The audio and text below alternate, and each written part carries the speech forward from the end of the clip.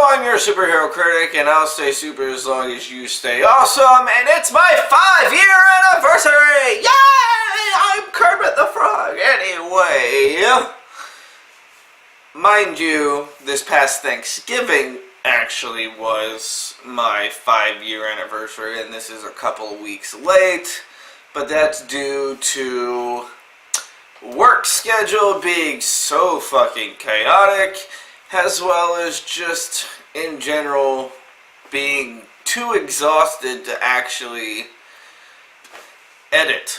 That being said, I want to take a look back at the past 5 years of Superhero Critic. First things first, I want to thank everyone who has stayed by my side for the past 5 years.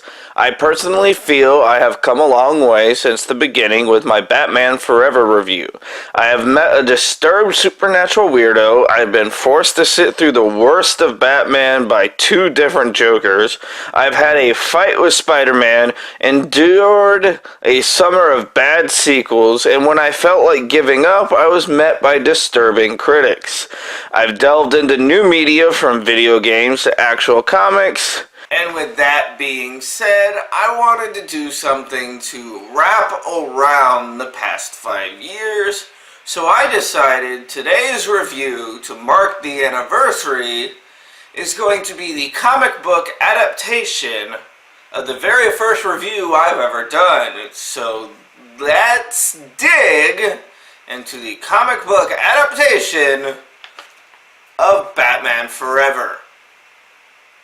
It's a little torn, but I don't know how that happened.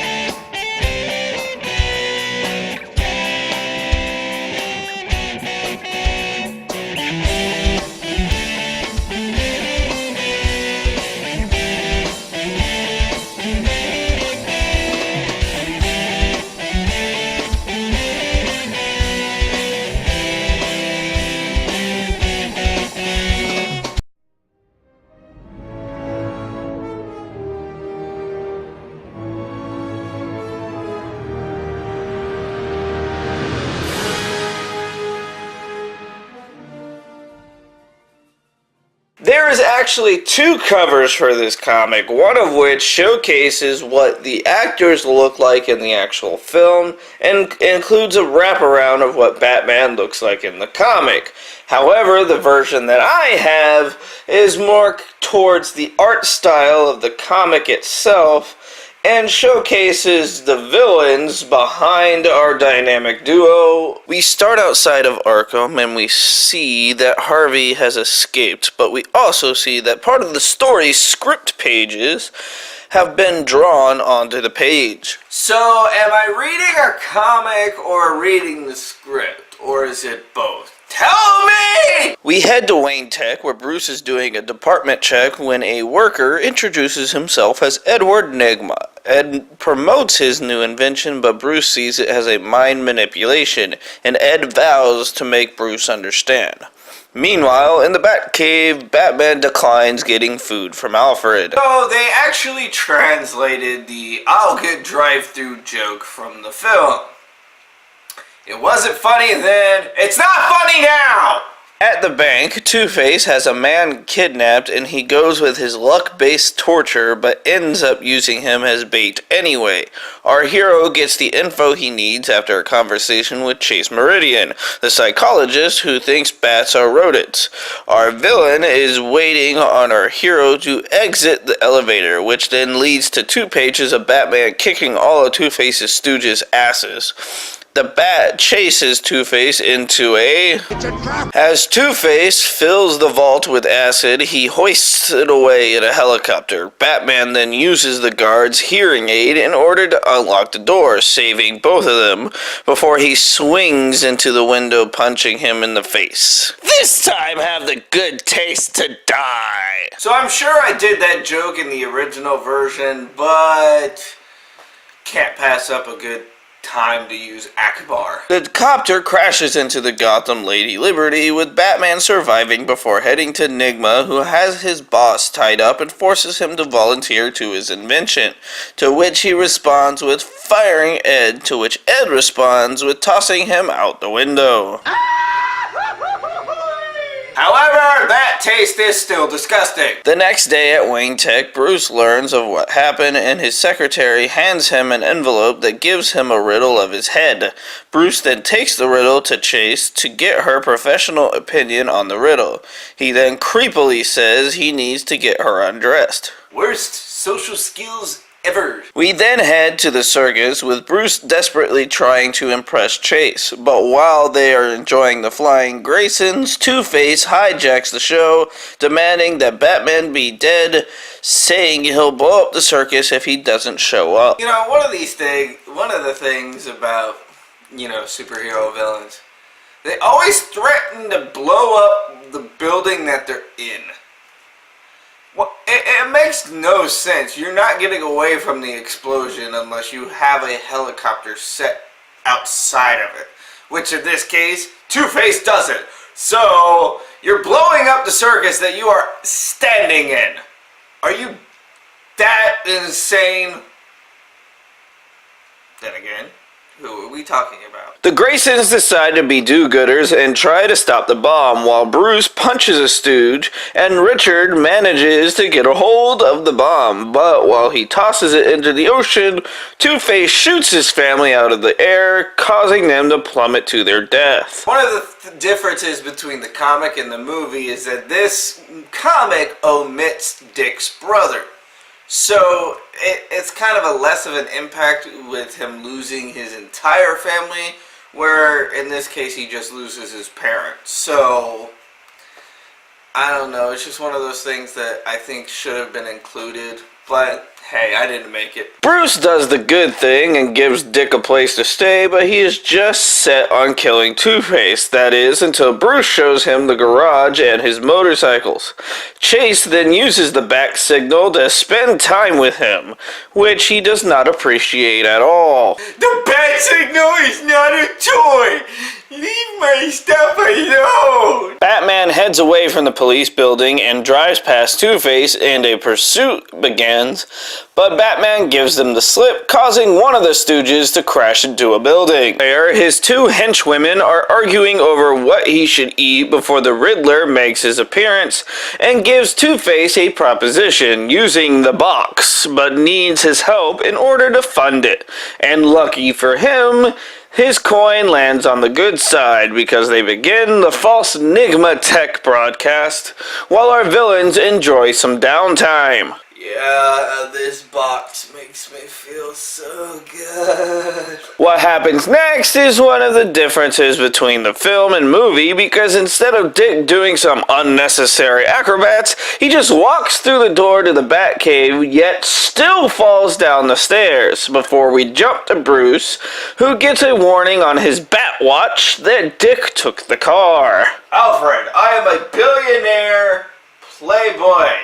Please be more specific on which car he took. He took the fucking Batmobile. Why didn't you say that from the beginning? Dick runs into a couple of punks in an alleyway and claims the Batmantle before kicking their ass, saving the woman, which is different than the movie where it's an actual gang of people and Batman has to save them.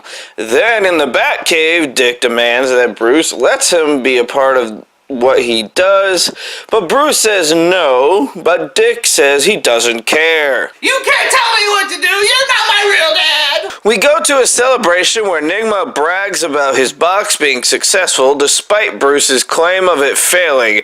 The party is interrupted by Two-Face, so Bruce ducks out and rejoins the party as Batman. Chase sneaks in a kiss before Two-Face and his men dip out, with our hero giving chase and trapping him in a construction site, causing a massive explosion, but Two-Face's celebration is cut short as Batman survives, pissing him off, so he buries him alive, only for him to be saved by Dick. He was saved by Dick.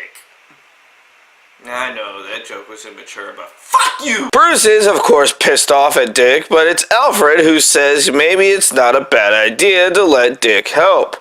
Bats then goes to Chase yet again, but after a kiss, she tells him that she's falling for Bruce, much to his delight. God, that smiling scene was even creepy in the comic.